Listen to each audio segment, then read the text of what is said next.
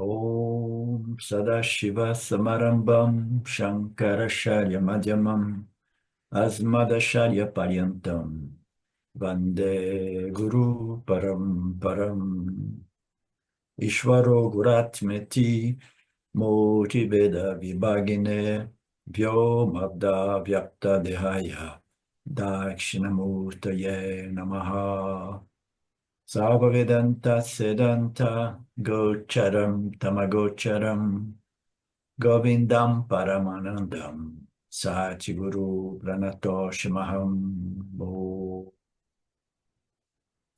Om Shanti Shanti Shanti Om Namastê. Bem-vindo a todos vocês. Como sempre, a minha nota, aqueles de vocês que puderem se sentir inclinados, abram os vídeos, né, porque eu prefiro. E também é melhor para vocês, porque com o vídeo fechado você pode ficar mais distraído, porque ninguém está vendo, né? Com o vídeo aberto você é mais disciplinado para não ficar, né, fazendo outras coisas durante a aula, né? Levantar, ir embora, voltar, né? Como acontece até mesmo nos presenciais, né? Então, vamos fazer uma abordagem contextual aqui do início do capítulo 12, né? Que é um capítulo curto, somente 30 versos, para aqueles que não estiveram ontem aqui. Então, eu vou dar simplesmente uma pequena introdução, dizendo que este capítulo é dedicado a um tema que não é comum nos textos vedantinos, que é chamado Bhakti Yoga, tá? Então, nos textos vedantinos não existe nenhuma menção realmente ao Bhakti Yoga. Ele só aparece aqui neste capítulo 12, né? Do Gita, do Bhagavad Gita, no qual o Swami, Krishna Guru, né, introduz, né, diversos versos falando sobre esse Bhakti Yoga. Então, o que é esse Bhakti Yoga? Yoga da devoção, né? Existe um caminho específico chamado Yoga da devoção? Não, não existe, né? Não existe um caminho através da Yoga da devoção que vai conduzir você através de todos os estágios de desenvolvimento espiritual até você compreender a sua real natureza e desfrutar da libertação do samsara, né? Ah, para quem não sabe, o samsara é uma condição psicológica, melhor modo de compreender o que é o samsara, é uma condição psicológica que causa muita dor e sofrimento, tá? Então, o que é esse caminho, o que é esse Bhakti Yoga, que não é um caminho específico através do qual você chega à conclusão da sua jornada espiritual? Não, o Bhakti Yoga é apresentado aqui como um conceito, ou eu prefiro colocar sempre como uma atitude religiosa, espiritual, né? Como nós sabemos, muitas pessoas, a grande maioria das pessoas nos círculos espirituais, eles gostam do conceito de uma jornada espiritual, uma busca espiritual, mas sem a inclusão de Deus nesta equação, né? Então, Deus não precisa, né? Eu quero meditar, eu quero desenvolver estados mentais maravilhosos, eu quero me autodescobrir, mas eu não preciso deste relacionamento entre a criatura Jivatma e o Criador, né, Ishvara. Então, o Bhakti só é possível, a devoção só é possível quando o indivíduo ele integra Deus no seu processo religioso e espiritual, né? Ele precisa de fazer esse processo incluindo o Criador, como eu costumo dizer, né? E as escrituras sustentam em todos os textos, né? Que nós já estudamos, etc., né? Que eu expus para vocês. Não existe realmente uma criação sem um criador. Aqueles que pensam que este universo material é a causa, né, da consciência humana, né, é a causa daquilo que parece ser, né, ou a essência, né, ou aquilo que é mais importante, a inteligência humana, né. Então, não, o mundo material, esse cosmos físico material é fundamentalmente inerte, né? E a consciência humana não é parte, produto ou propriedade dessa matéria inerte. O mundo inerte, feito de matéria inerte, não pode produzir a consciência, porque são duas ordens diferentes. O que é inerte, por natureza, não pode produzir a consciência ou a senciência. Você precisa de um outro princípio livre e independente do mundo inerte, que concede ao mundo inerte a existência e nos objetos, assim chamados seres vivos desse mundo inerte, concede a eles uma senciência, né? É uma capacidade de perceber e responder aos estímulos dos meios ambientes, né? Dos nossos meios ambientes.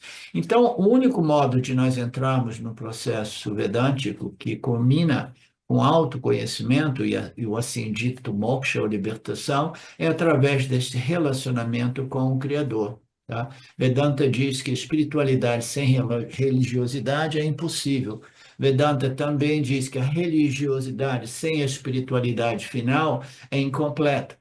Nós iniciamos com atitude religiosa porque nós não somos ateus, nós não somos materialistas. Se nós fôssemos ateus materialistas, nós não estaríamos nesta busca espiritual. A busca espiritual é a busca pelo espírito, e o espírito é Deus, o espírito é Ishvara, é Brahman. E se a gente não compreende, né, essa identidade entre o espírito e Deus, a gente fica numa condição muito estranha, porque nós somos buscadores espirituais, mas ao mesmo tempo eu rejeitei Deus, eu sou um ateu, né? É uma situação contraditória que causa uma estagnação espiritual, mesmo para aqueles que acreditam que a filosofia é materialista, a filosofia espiritual materialista, não existe Deus, só existe matéria, né? Que alguns desses círculos possam realmente oferecer uma solução básica para a problemática humana, a problemática do samsara, mas não é o caso. O Vedanta e as nossas escrituras upanisháticas dizem que nós precisamos compreender a natureza de Deus. Por quê? Porque a natureza de Deus é a única natureza que existe para todo o universo e todos os seres vivos e todos os objetos inertes. Só existe uma natureza e essa natureza é Deus. A natureza intrínseca de, de Jiva e Jagata, que é o cosmos, a natureza é Deus, é o Espírito. Né? Então, por que que é importante nós compreendermos esse Deus, seja a nível mais preliminar, como Deus colorido, pelos atributos dos gunas de Maya, como mais tarde Deus livre dos atributos, ciência, existência pura, uma sem o segundo. Por que que é tão importante? Existem diversos motivos, né, que fazem, que nos comprovam, que nos convencem da importância desse relacionamento. Um deles é que se você não inclui Deus nessa equação, o ego ele cresce de forma desproporcionada. Com o ego vem o orgulho e a vaidade, e com o orgulho e a vaidade vêm as violações das leis deste campo dármico, né? E o indivíduo se perde espiritualmente, pensando esteja traçando realmente um caminho espiritual, tá? Então, no nível mais elementar, incluir Deus é importante para isso, mas no nível mais superior, lá em cima, no final do processo, nós vamos descobrir uma grande surpresa quando nós estamos preparados. Nós chegamos nos ensinamentos finais do Vedanta, as declarações de identidade dos Upanishads, nas quais é sempre a mesma declaração. O Atma do Jiva Atma é o mesmo Atma de Ishvara Atma, que é o mesmo Atma de Brahma Atma, o Paramatma. Existe somente um Atma, um ser, uma consciência de natureza não dual, um sem o segundo. Então, esse relacionamento com Deus inicia no início desse processo, é importante para não deixar o ego se perder, entendeu? No orgulho e na vaidade, como a gente vê muito comumente, né? E num outro nível mais profundo, como é que se diz, avançado, nós encontramos essas declarações de identidade. A menos que eu compreenda a natureza de Deus, colorido pelos gunas, ou livre dos gunas, a menos que eu compreenda aquilo, eu vou compreender o quê? As declarações finais que dizem o quê? Jiva Atma, Paramatma, Aikya. Se eu não compreender a natureza de Deus, eu vou pensar o quê? Eu vou pensar que eu, esse jiva, agora sou um super jiva, tá?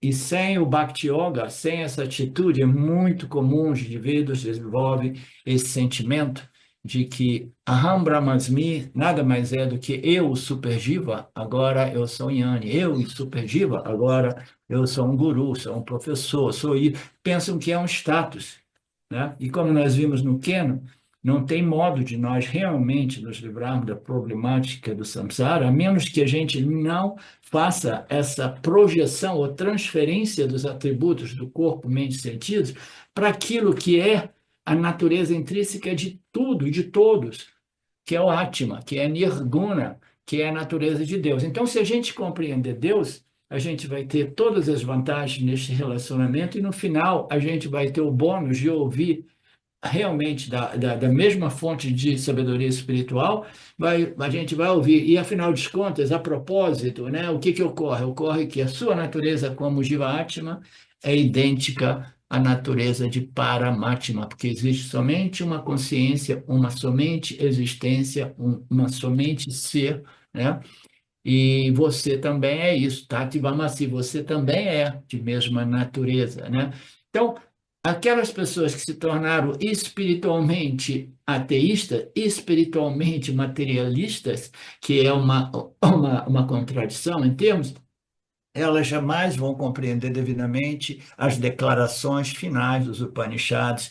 Aham Brahmasmi, Tati Vamasi, você é aquilo, aí o discípulo contempla, aí ele faz, sim, sim, eu compreendi, Aham, Brahman, eu sou aquele Atma, tudo é somente aquele Atma, o eu é aquele Atma, só existe esse Atma, só existe essa consciência, né? Então isso requer uma determinada atitude religiosa, espiritual, que é chamada, denominada e salientada, né, neste capítulo 12 do Bhagavad Gita.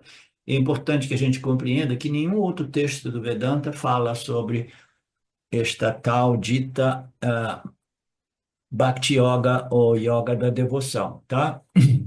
Então, esta é simplesmente uma introdução rápida, né?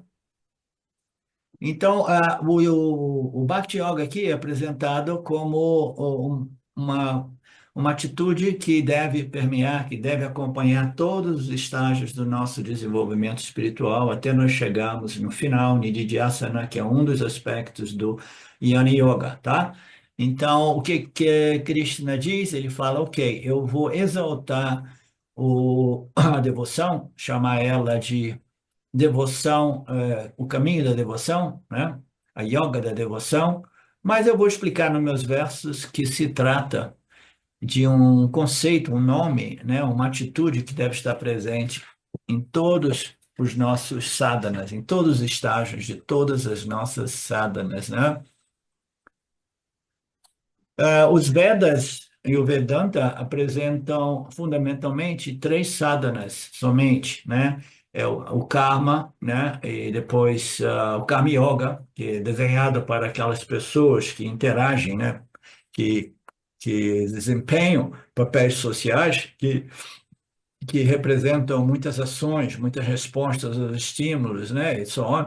Então, essas pessoas elas precisam de transformar essa interação, essas ações do dia a dia em sadhanas espirituais, através da compreensão desse relacionamento criatura-criador e as leis da criação, né? Então, isso é um modo mais natural para a purificação, refinamento e desenvolvimento das qualificações necessárias para o indivíduo entrar no Jnana Yoga dos Upanishads, né? Então, a outra yoga tradicionalmente que existe, né, na nossa Sampradaya é o Passana Yoga, que é a meditação, e a terceira, afinal, é o Jnana Yoga, a yoga da contemplação, que conduz a uma compreensão inicialmente intelectual, que mais tarde deve se tornar uma compreensão direta, né? A compreensão acadêmica intelectual é chamado Paroksha Jnana, e a compreensão direta, que é aquela que realmente transforma, é chamado Aparoksha Jnana, conhecimento direto e imediato, né?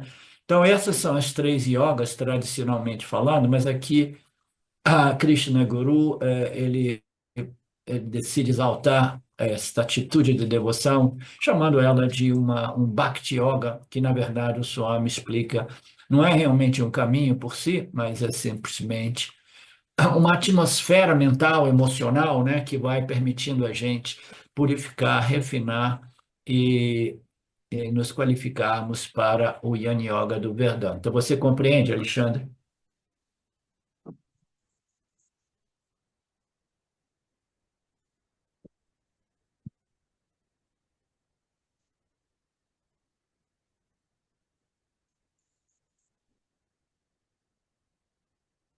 Então, nós teríamos, então, o Bhakti Yoga, né? O espírito de devoção no nível um que é do Karma Yoga, né? O nível de devoção 2 que é na meditação profunda, né? Que é o Passana Yoga, e o nível de devoção 3 né? Que é o mais difícil, digamos assim, o mais elevado, né? Que é a devoção a este processo chamado de Yana Yoga, a yoga da contemplação e assimilação e internalização dos ensinamentos dos Upanishads, tá? Então, nós temos três devocional. Você imagina que para o indivíduo entrar no estágio final do Yana Yoga, imagina quanta dedicação, quanta devoção o indivíduo precisa ter a esse processo, sabendo que o resultado não está em nossas mãos, né? A transformação do Parokshiyana em Aparokshiyana, que é o conhecimento direto, que é aquele que conta realmente, a gente nunca sabe quais serão os gatilhos, não sabe o momento qual aquilo ocorre, a gente não sabe, tá?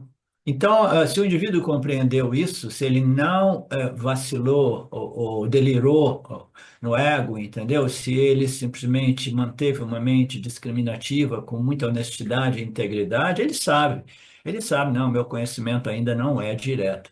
Mas se essa integridade, essa honestidade, o que é muito comum nos acadêmicos, os acadêmicos, muito frequentemente, eles não têm a discriminação e a integridade para discernir o conhecimento indireto do conhecimento direto, né? Então, nós temos o processo do Yin Yoga que, sem este relacionamento com Deus, se torna uma trápala, um perigo, porque o indivíduo ele pode simplesmente achar, não, não, já entendi tudo, e agora Aham Brahmasmi, né? Então, a importância do Bhakti para que o indivíduo não se perca no processo é claro, é evidente, né? Então é isso. Isso que eu queria dizer como introdução. Vamos ver aqui. Mas aí o Swami, o Krishna Guru, ele decidiu desmembrar essas três yogas em cinco tipos de sadhanas, né? O Karma Yoga, o Passana Yoga, em duas cada uma dessas, né? Então o Karma Yoga, ele diz, você é um Karma Yogi, mas você é um Karma Yogi, assim dito, Sakama Yogi, Sakama Bhakta, né? Como assim? Você incluiu Deus no seu processo de vida, você reconhece que existe um Criador, o Criador faz tudo por nós, né? Ele nos mantém vivos de momento a momento. Existe uma inteligência suprema permeando e sustentando esse inteiro cosmos, né? Então, neste relacionamento, o indivíduo fala: tudo bem, agora eu compreendi. Antes eu imaginava que não existisse Deus, agora eu compreendo que existe Deus e eu quero, pelo menos, observar as leis e os princípios de Deus que estruturam e mantêm este campo de interações, este palco, né? Este mundo no qual nós interagimos, né? Então, eu quero compreender esse Deus observando as suas leis, porque ele me criou, ele cria tudo, ele me sustenta, me coloca diante deste palco. Eu tenho uma necessidade enorme por me sentir seguro e me divertir, entretenimento, viagens, e isso e aquilo. Eu preciso de ter uma casa, dois, três carros. Então, qualquer que seja o desejo por arta, calma, segurança e entretenimento e prazeres sensoriais, é absolutamente aceitável e Krishna inclui esses bhaktas materialistas e são também egoístas porque eles querem a segurança e a satisfação deles e daqueles entes familiares muito próximos, somente, né? Então, este é o bhakta, é a devoção mais preliminar, tá? Ela é dita ser Sakama Bhakti, ok? Uma devoção com interesse por resultados materiais, mundanos, e para mim e para minha família, né? E o Swami aproveita para dizer, é importante que compreender que todos nós nascemos. A gente só nasce neste mundo nosso, movido, governado, projetado através dos nossos desejos, tá? Então, a gente tem que aceitar isso. Se eu tivesse nascido já sem desejos, eu não teria nascido. Tá? Então, a gente é fruto desta ignorância cósmica, que são desejo por coisas deste mundo, né? Deste mundo aparente, como modo de me resolver, me contemplar, né? Obter a felicidade eterna, etc, etc. Então, se a gente está aqui, é porque nós fomos vítimas dessa ignorância cósmica e nós nascemos devido aos nossos desejos, sejam eles positivos e negativos, desejos por haver ou desejos por evitar, né? Então, nós estamos aqui, nós nascemos devido a esses desejos. E aí, o que que eu faço com os desejos? Eu me torno uma pessoa religiosa, aí eu entro em contato por qualquer motivo com os ensinamentos do Vedanta e eu descubro que o desejo é o problema. Aí eu falo, então eu tenho que resolver o problema do desejo suprimindo os desejos. Não, não, não. As escrituras védicas dizem você não suprima, não reprime os desejos, porque essa é uma receita desastrosa, né?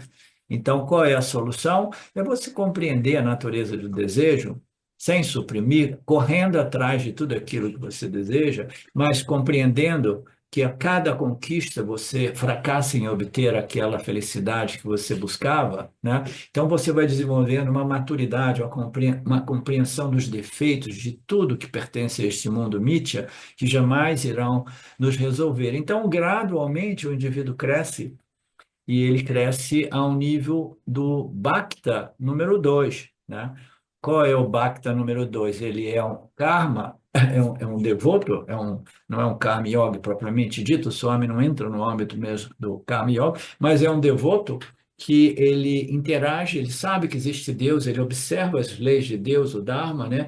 E ele vai vivendo a vida, mas agora ele já não é tão egoísta, ele só não quer a satisfação, a segurança, o prazer para ele e os seus familiares. Então a mente foi expandindo, o coração foi purificando, e agora, através somente das observações das leis de Deus, contendo aquele impulso animalesco nosso de querer o que nós queremos a todo custo, que sempre conduz à violação das leis de Deus, então ele vai se purificando inicialmente, aí ele fala: agora eu já não estou satisfeito em simplesmente colocar ações, responder aos estímulos de modo egoísta. Eu desenvolvi uma purificação que me tornou uma pessoa sensível. Agora eu tenho uma sensibilidade, uma empatia por todos os outros ao meu redor. Então eu quero expandir as minhas ações de modo que ela possa beneficiar as pessoas no meu meio ambiente, não somente a mim e a minha família. Você entende tudo isso, né, Márcio? Então, isso é parte do processo de crescimento. O indivíduo entra no segundo campo de devoção a Deus, né, no qual ele coloca ações no campo com interesse ao coletivo, né, que possa beneficiar o coletivo também, né? Aí nós entramos no Passana, nas meditações, no início. Por que que o Vedanta diz que o Passana é importante? Ontem eu mencionei que no início, porque eu fiz muito Passana, e só depois, né, do auto-reconhecimento, eu entrei em contato com os ensinamentos do Karma Yoga, Dharma Yoga e Yana Yoga, né? Então eu falei, o Passa não serviu para nada, o barato mesmo é Karma Yoga, observação do Dharma e Yana Yoga, né? Mas o que ocorre é que quase todos nós entramos em contato com a espiritualidade através da meditação, e nós não somos qualificados para meditar, ninguém consegue meditar. A gente recebe essa introdução, né, principalmente no círculos do budismo, entre outras escolas, né, vai meditar, vai meditar. Você precisa de uma mente já relativamente meditativa para meditar, né? Por isso, o Karma Yoga é um modo de preparar a mente para a meditação, né?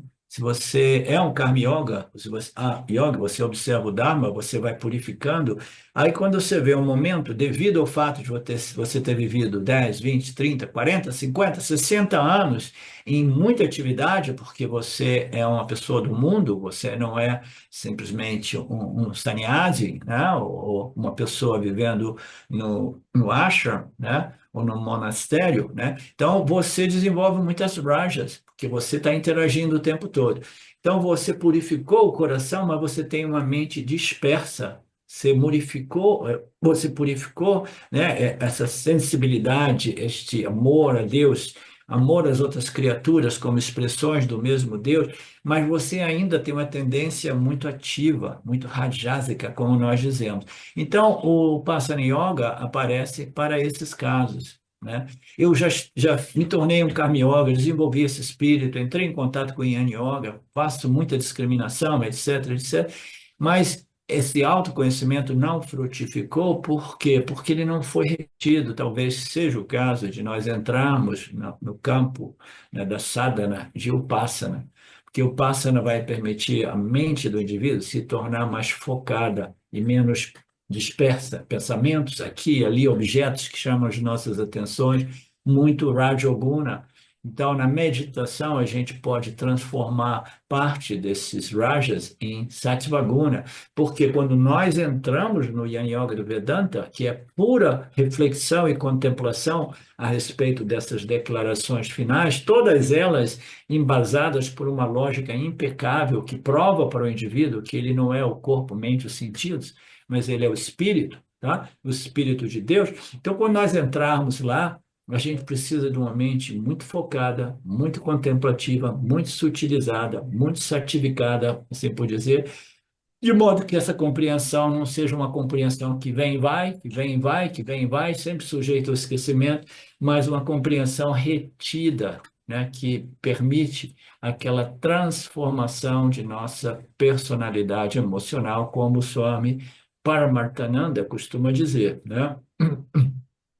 Então, o Upasana, e o Upasana também foi desmembrado em duas Upasanas. A primeira Upasana foi a Upasana no qual você utiliza o símbolo de Deus, né?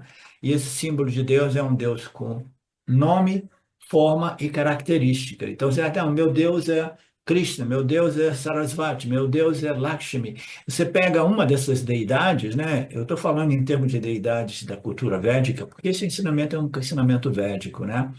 Então, você pega uma dessas deidades que são caracterizadas por suas, né, propriedades, né, aquilo que você pode se beneficiar através dessa deidade, ela tem um nome, ela tem uma forma, tem uma história, né? Então, esta é uma upasana que permite a você desenvolver one-pointedness, né, uma mente focada, né, naquilo que é uma característica ou atributos ou qualidades do seu deste símbolo de Ishvara, né? Que tudo bem, a mente não está utilizada suficiente para meditar em Ishvara, também colorida pelos gunas, mas como a totalidade de todos os nomes, cores e formas, né? Então nós temos a Ekarupa Ishvara, né? Ou essa devoção para uma deidade que é simplesmente com um nome, com forma e uma característica, né? Nós queremos ir para o Vishvarupa Ishvara, que é simplesmente Ishvara manifesto como a totalidade de todos tudo aquilo que existe no cosmos, né? Então, nós temos dois tipos de Karma Yoga e nós temos dois tipos de Upasana Yoga. Em ambos os casos, elas são chamadas aqui de yoga devocional, porque você tem que ter uma devoção enorme a este processo, né? Você precisa ter compreendido que nada disso existe sem a presença de Deus, tudo existe no âmbito de Deus, né? Então, você passa para um nível de meditação mais profunda, no qual foi bem ilustrado nos últimos capítulos, principalmente nesse capítulo 11, a visão Vishvarupa, né? Ver Deus como a totalidade, não somente como o Criador benevolente, não somente o sustentador inteligente, mas também aquele princípio que destrói, que consome tudo, né? E que é capaz de reciclar o inteiro universo, né? de volta aos elementos primários, né? Então, isso tudo é preparação, desenvolvimento de maturidade, né?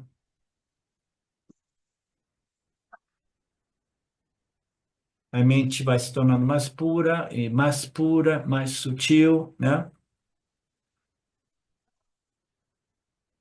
Recebendo os resultados das ações com espírito de gratidão, como se fosse um presente, uma oportunidade.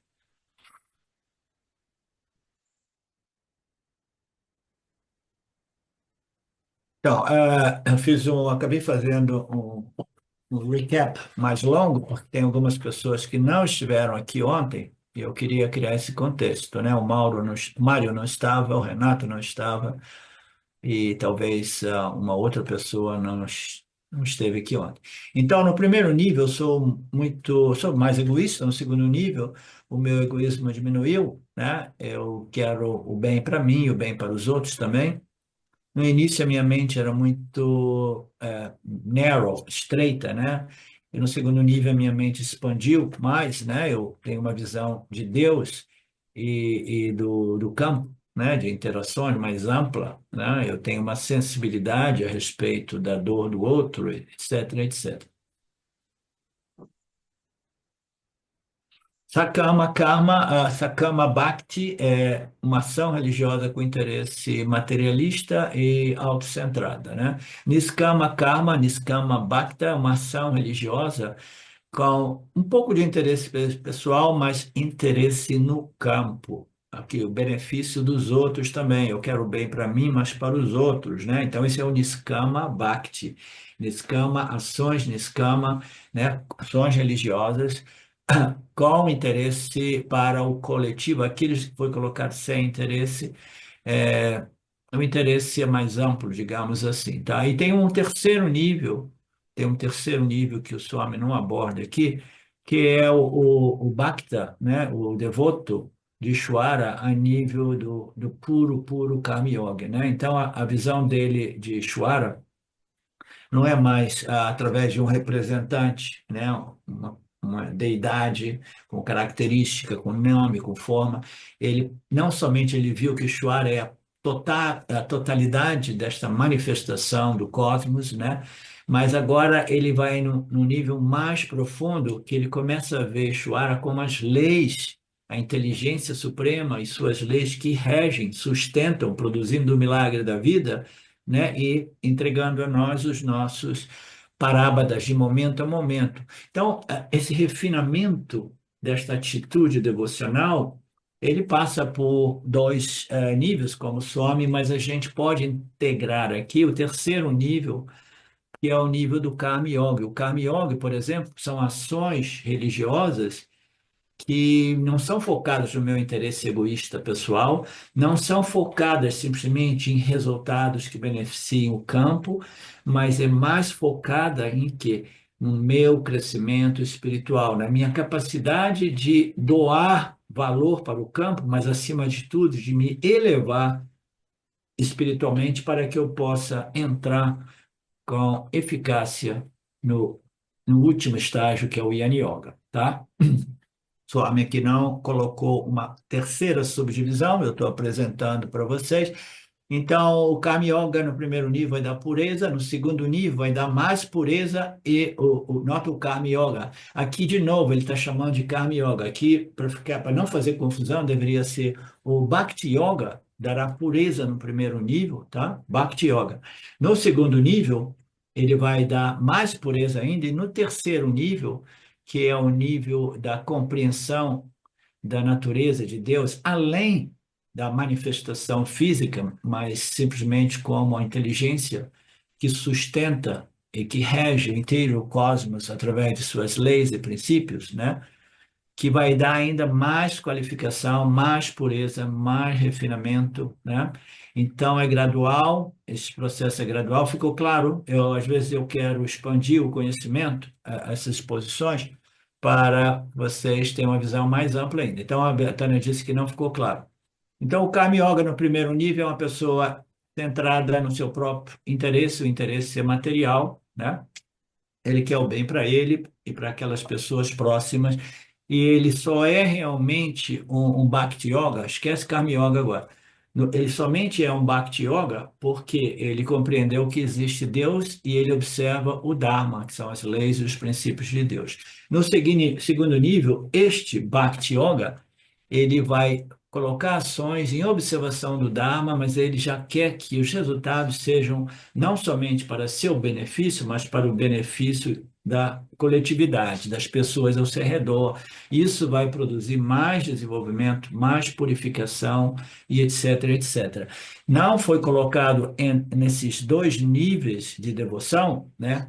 A devoção através da ação, por isso que está chamado aqui Kami, a devoção através da ação, não foi colocado um terceiro nível, que é efetivamente o Karma Yoga. O Karma Yoga é aquele que coloca ações, as ações não são visando resultados mundanos, materiais e egoístas, as ações não estão visando resultados mundanos, egoístas e para o bem do coletivo. Eu estou interessado em colocar ações também para o bem dos outros, né? Mas ainda assim é no âmbito dos ganhos materiais. Existe um terceiro nível de Karma Yoga, que talvez eu esteja fazendo confusão introduzindo ele aqui, que o indivíduo não está interessado em ganhos materiais, ele está interessado em crescimento espiritual, purificação e refinamento espiritual. Você entendeu agora, Betânia?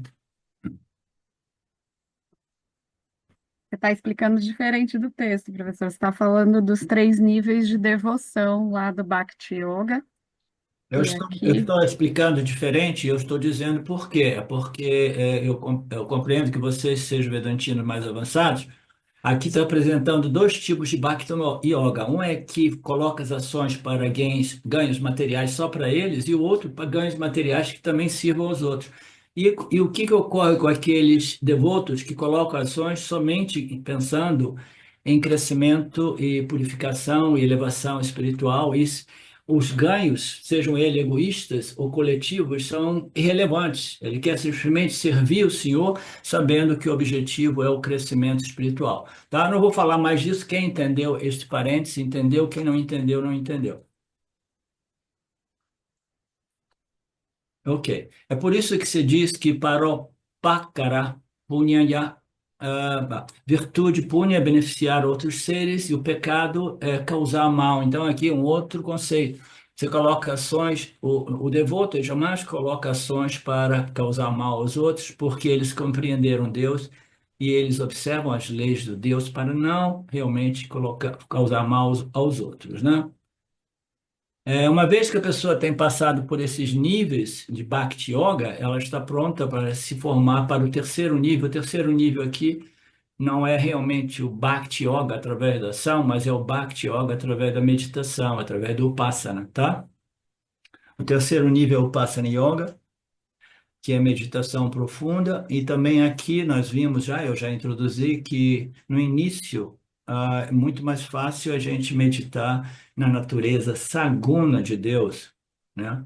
Então, Deus, com determinadas características, né? Nós sabemos que com o Deus mais próximo daquilo que é a sua natureza nirguna, é o Deus Saguna, né? Assim dito Ishvara, cuja a característica é a inteligência suprema, tá? Então, essa meditação, né, do terceiro nível, ela pode ser um representante de Ishvara, né, através de um nome, uma forma e determinada característica. Qual é a diferença do Bhakti através da ação? Então é mais difícil, mas você tem ela disponível como sadhana a todo o tempo, porque nós estamos agindo todo o tempo, né? Então, através das ações, o indivíduo precisa já estar mais bem preparado. Mas ainda assim, você tem 24 horas por dia, não 24 horas, 16, 18 horas por dia, para tentar transformar suas ações em sadhanas, né? Oferecendo suas ações, recebendo como resultado, independentemente do seu objetivo ser ganhos materiais ou ganhos de preparação espiritual, tá? Então, esse é um nível de Upasana Yoga, tá? O outro é você compreender que a natureza de qualquer deidade, ou até mesmo deidades, são símbolos de Ishvara. Ishvara também é saguna, porque ele está colorido pelos gunas, de Maya. Qual é o guna principal? Sattva Guna, uma concentração enorme de Sattva Guna. Então, essa inteligência suprema é também Saguna, né? Então, a meditação em Shwara, né, Saguna e Shwara, é Deus com atributos, que pode ser o mais rudimentar, por exemplo, eu vou meditar em Deus com atributos como Lord Krishna, ou Vishnu, né? Ou eu posso meditar em Deus como atributos, com atributos, mas como Ishvara, ok? Que é simplesmente a inteligência suprema, tá? Ainda assim, ambos são com atributos, né? Então, esta meditação com atributos é mais fácil do que a meditação num Deus Nirguna. Deus Nirguna é muito mais difícil, é muito mais sutil, tá? A gente tem que lembrar que a gente está tentando o quê com o Passana? A gente está tentando desenvolver uma mente focada e uma mente que vai se expandindo, tá? A expansão da mente e o foco da mente é o objetivo do Passana, né? Durante as nossas interações, a gente está contatando pessoas, coisas e circunstâncias o tempo todo, o campo vai se modificando, é mais difícil, né, a gente evitar essas dispersões. Mas quando a gente vai no silêncio do nosso quarto de meditação, a gente pode permanecer mais vigilantemente focado, desenvolvendo primeiro o foco através da meditação e segundo a expansão. Que história é essa de expansão?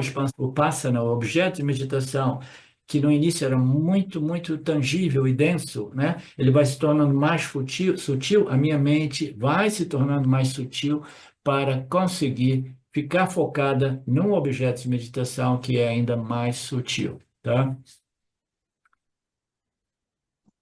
Portanto, todo esse processo é importante para a elevação espiritual. Portanto, a yoga devocional através das ações é indispensável, né? É extremamente útil, mas ela é incompleta sem o Passana Yoga.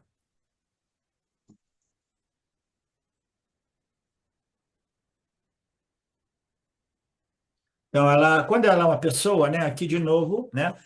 Quando ela é uma pessoa, um devoto, através das ações, né? Ele é um yogi que transformou as suas ações em práticas espirituais e ele tem uma devoção, né? Ela está envolvida em ações com interesse, no primeiro nível, interesses egóicos pessoais, e no segundo, interesses para o coletivo. Aqui está dizendo sem interesse, de novo, eu estou abrindo um parênteses, dizer não existe nenhuma ação realmente sem interesse, até mesmo o Karma Yoga, que o Karma Yoga, propriamente dito, ele tem interesse em purificação e elevação espiritual. Então, no nível mais grosseiro, eu não tenho mais interesse eu e meu, para mim, minha família. Eu tenho um interesse mais amplo, ok? O interesse agora é servir ao campo, servir a Ishvara, oferecer alguma coisa em retorno, servir a sociedade.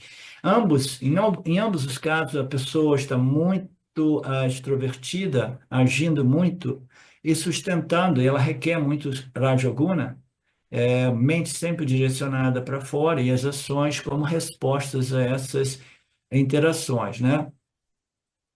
Então, essa extroversão, ela acaba se tornando um obstáculo para o Yin Yoga, porque Yin Yoga envolve investigar o eu interior, como nós vimos antes, né? Então, eu espero que isso seja bem claro para vocês, né? O porquê da introdução no Gita do Passana Yoga, né? O indivíduo, ele inevitavelmente ele desenvolve extroversão. Essa extroversão vai se tornar um obstáculo quando ele entra no Yin Yoga. Mas como assim? Não. A pessoa inteligente vai entender o Yin Yoga, mas ela não vai conseguir fazer o manana, o dever de casa, porque o manana significa sozinho. Você tem que ficar contemplando nesses ensinamentos até que não exista mais dúvida nenhuma. No início, o discípulo ele precisa das exposições do professor, tá? Então, essa extroversão, ela vai ser um obstáculo, apesar da inteligência do discípulo, né? Porque o indivíduo, ele está rajásico, né? Então, para entrar no Yin Yoga, ela precisa desenvolver foco, né, e expansão da mente, porque o Yin Yoga do Vedanta é muito sutil, precisa de uma mente sutilizada, né? Porque o objeto de meditação é o quê? É o Atma, é o ser, é o eu interior, né?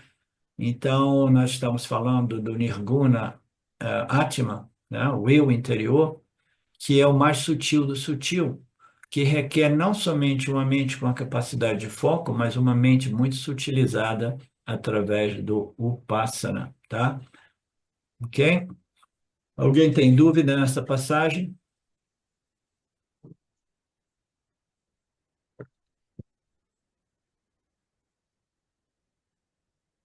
Alguma dúvida, Renato?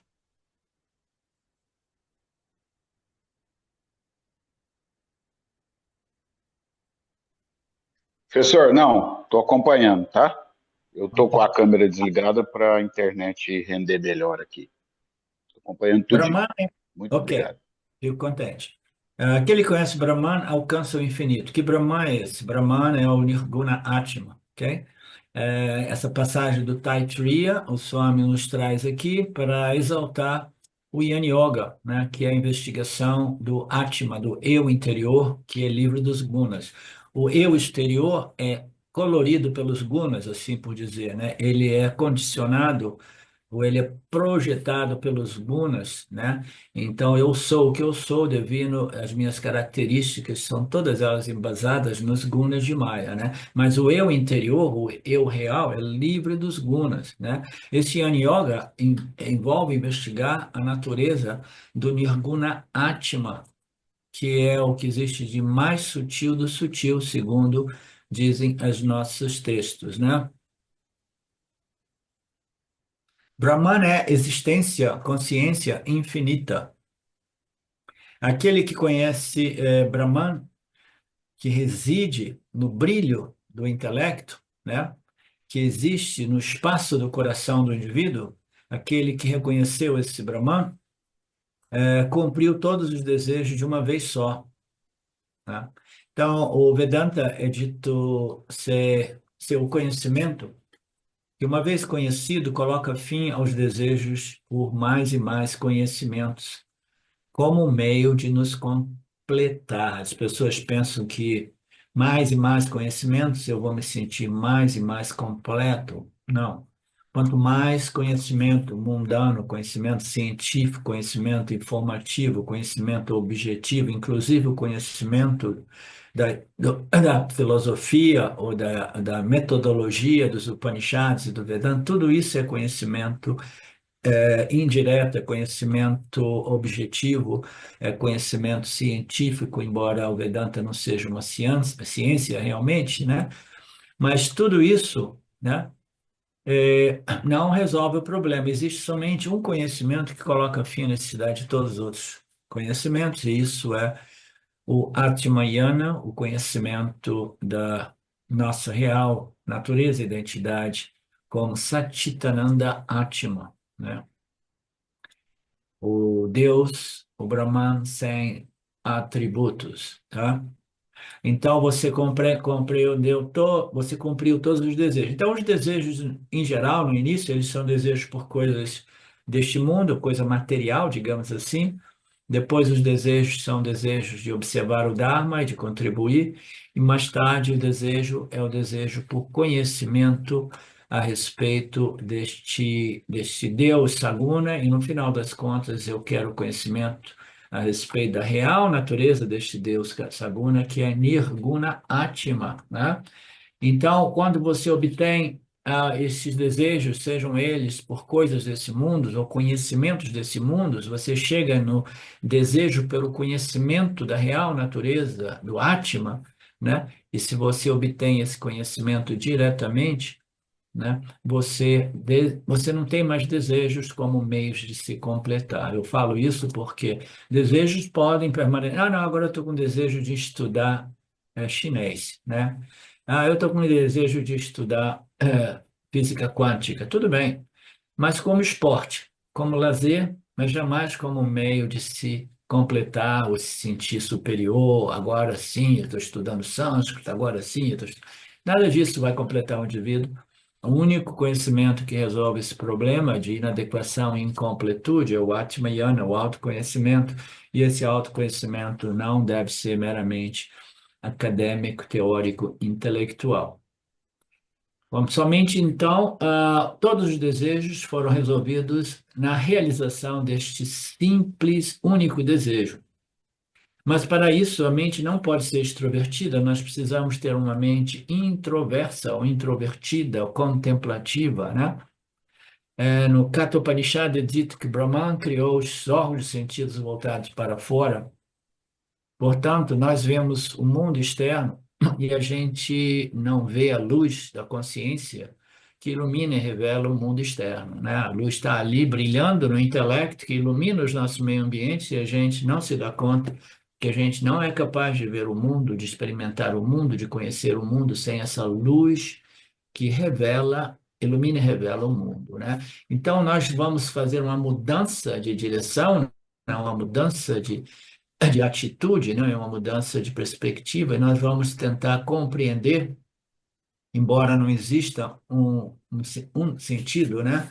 Que se volte realmente para dentro, né? Interiormente, para a natureza desta mente humana, não existe, né? Existe sim, é o sexto sentido, que é o Pramana dos Upanishads, do Vedanta, tá? Então, na ausência de um sentido literalmente dito, né, que nos permita investigar, realmente ver, contatar a natureza dessa luz que reflete no intelecto, reflete como intelecto, de modo que a gente possa nos voltarmos para esta natureza que é o Atma interior, o Atma exterior, que é a natureza de tudo. Todas as palavras são limitantes e problemáticas, como eu costumo dizer. Então, este indivíduo que, apesar da ausência de um meio de contatar, um meio de se direcionar para este Atma interior, acima disso, apesar dessa dificuldade, ele insiste, insiste, insiste, aí ele se encontra diante dos Upanishads, e o Upanishad vai dizendo, ó, este é o Pramana que você está. Este é o único meio através do qual você vai conhecer o Atma interior, o Atma real, né? Então, tal indivíduo é um sábio e ele encontrou a imortalidade e agora ele começa a ver este Atma interior, né? Até mesmo quando ele vê o anátema exterior. Então, a gente vive no âmbito do anátema, né, que é o ser aparente ou não ser, né, e a gente interage nessa ordem aparente projetada pelos gunas de Maya, a gente está vendo tudo isso, a luz desse intelecto está iluminando os nossos campos, né, e a gente compreendendo este Atma interior, essa luz original, essa luz universal, essa consciência pura, né? Ele vai ter uma visão nova, ele vê o mundo, mas ele vê a luz que ilumina e revela o mundo, tá? Então, essas pessoas extrovertidas, elas não conseguirão o autoconhecimento. Portanto, a necessidade de Upasana, essa necessidade de meditar sobre a natureza de Shwara, Saguna e depois Nirguna. Saguna mais rudimentar, uma deidade com nome e forma, até o Saguna mais sutil e profundo, que é Ishvara, como além do Vishvarupa, que é a manifestação física do corpo, mas a inteligência que rege tudo isso. Então, em Upasana, em meditação, eu volto a minha atenção para esta realidade invisível, né? Eu invoco este Deus em meu coração para que ele possa iluminar a minha busca, né? Que eu possa realmente ter a perseverança, a força de vontade, a clareza, a determinação, né? Para mim obter esta inversão de tendência, digamos assim, de buscar as coisas deste mundo aparente lá fora, né, para compreender este princípio mais sutil do sutil, o invisível, que permeia o aparente, né? Então, isso requer um esforço enorme, o indivíduo precisa invocar Deus, ele precisa manter esta devoção ainda mais forte, tá? Para treinar a mente para mudar esta tendência direcional, né? Do mundo para a real natureza interior de tudo. Este é um treinamento muito, muito importante, necessário, e sem esse treinamento a pessoa não consegue chegar ao Alto Atmayana, tá? Então, aqui o Swami, mais uma vez, apresentando o processo através do qual, é o processo esse que passa por Upasana, 2 níveis de Upasana, 2 níveis de yogas de ações, tá? E que eu estendi a 3, e chega então ao Yana Yoga, mas para isso, né? Este treinamento de purificação e foco, né, é absolutamente necessário. E aí, então, vem o terceiro nível de Upasana, e Krishna divide essa meditação em 2 tipos, né? Então, nós vimos 2, eu já antecipei um pouco tudo isso, já bateu a hora, a gente faz uma pausa de 10, tá?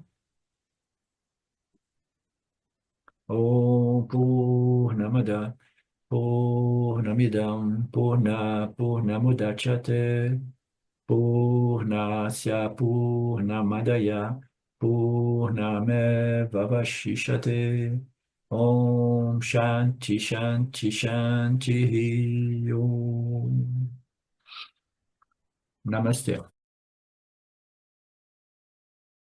Olá, queria trazer aqui para vocês o quanto eu tenho me beneficiado dos ensinamentos do Vedanta.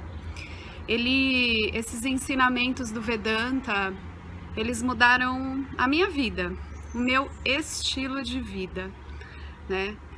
A partir de uma compreensão sobre Jagata, o mundo, sobre essa pura inteligência, Ishvara, sobre o Jiva, né? A mente, o funcionamento, sobre a aplicação do Karma Yoga diariamente na vida, o quanto isso beneficia a purificação da mente, né? Para poder daí acessar aquilo que é mais valioso. Aliás, eu diria sem valor estimável, inestimável, né? Uma riqueza profunda, que é a compreensão sobre os ensinamentos de Satya, a consciência, a existência ilimitada que sou. Bom, eu sou uma aluna de Vedanta, desse grupo, Vedanta Brasil, que iniciei a jornada, estou no começo da jornada, mas essa jornada seria impossível sem o apoio diário de um professor qualificado, o professor Arlindo Nagar, nosso professor, que dedica a sua vida, que dedica as batidas do seu coração exclusivamente para o ensino do Vedanta. Ele gosta de usar a frase o coração que se doa recebe. Então ele é esse coração que doa.